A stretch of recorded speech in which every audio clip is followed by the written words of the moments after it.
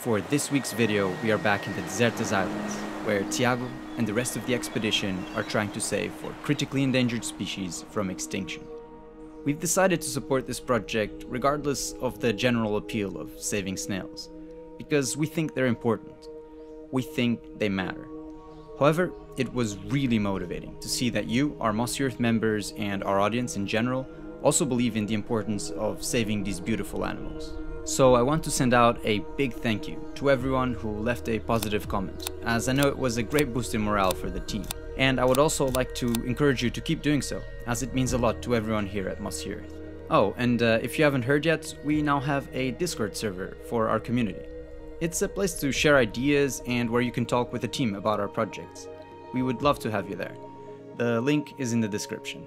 In the first 4 days of the expedition, the team searched for 3 out of the 4 target species. They hiked up and down the island, scaled cliffs, lifted rocks, and searched the bracken fern in the last known locations for these snails. In total, they found more than 150 Geomitra grabamai and collected 80 for the program. Then, after some difficulty, they found about 100 Discula liliana, of which they collected 50. Those species are ready to be sent to the breeding program, and their future looks bright. However, for Atlantica caletoides, only 4 individuals were found. They had to be tagged and left in the field, as it was not enough to set up a breeding program. Now, for the final days of the expedition, all efforts turned to Geomitra coronula. This species is found on the opposite end of the island, so to get there is a mission in itself. During the 5th day of the expedition, everybody took a well-deserved rest day. Tiago took the opportunity and went swimming around the caves, and in the afternoon, the team dropped off some of the water and other supplies halfway up the trail for the next day, because the journey to reach these snails will be taken in 2 days, with 1 night being spent in a shelter. And then finally, on the 6th day, the team got started on their mission. So we have just been dropped off this beach here by the boat, and we're heading up to camp for 1 night in an area that's at the top, and this is the path we need to take to get there. And because there's a lot of loose rock, that's why we have to wear the helmets. So that's the valley we've just hiked with all the food and water, and just arriving at the shelter. This shelter is used by rangers who need to work on this side of the island. In the past, it was primarily used to work on the conservation of the wolf spider, another endangered endemic species. We'll be covering their story in a future video, as it's really interesting, so keep an eye out for that. So we're just leaving our home for the night. We left our stuff there, the water, sleeping bags, all of that. And now we're going to search for Geomitra coronula, which is the only species we haven't searched for, and to the only known spot where we think we might be able to find it. And yeah, just heading out now. Let's see if we're lucky.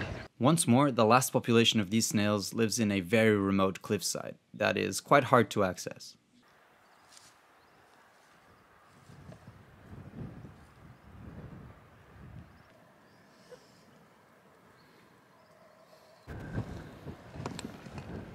Been searching for about an hour now, and we haven't found any individuals of the target species yet.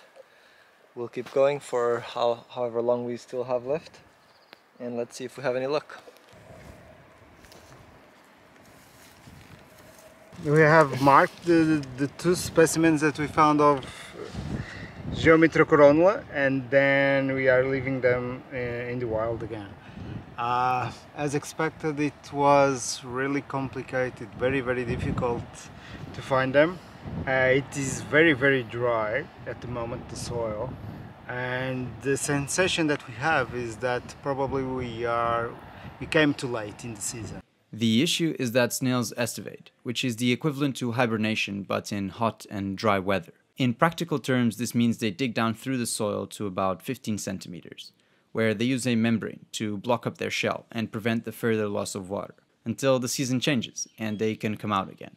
So that just shows you the complexity of monitoring these rare and endangered populations in these remote areas, where depending on the weather and the time of the year, you might or might not be able to find them. We also had this this little incident where I had the little plastic tube where the only two individuals we had found where we were keeping them, and I was scrambling up this cliff when I realized that it was no longer in my pocket. I'm not sure what happened, whether it fell from my pocket or if it was earlier, because at one point I was standing on the cliff and someone above me let some rocks roll down, so they just started rolling down and I had to look for where it was coming from and just dodge it.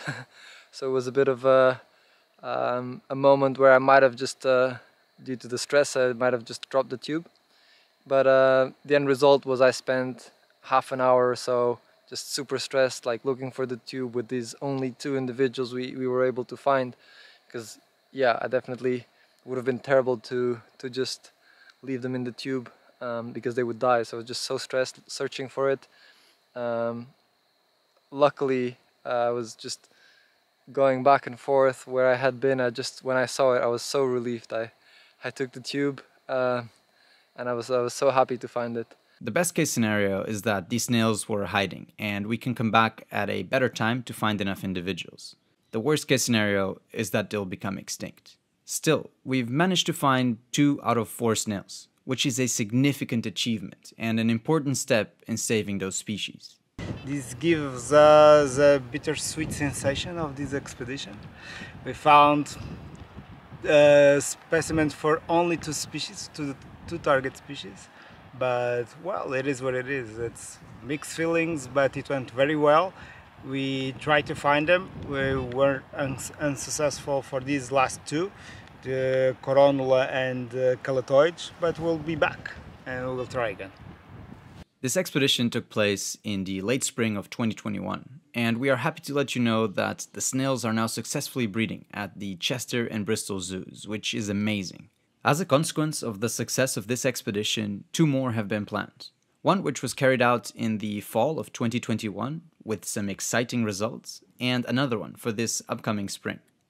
We will keep you posted here on the channel with updates on these expeditions.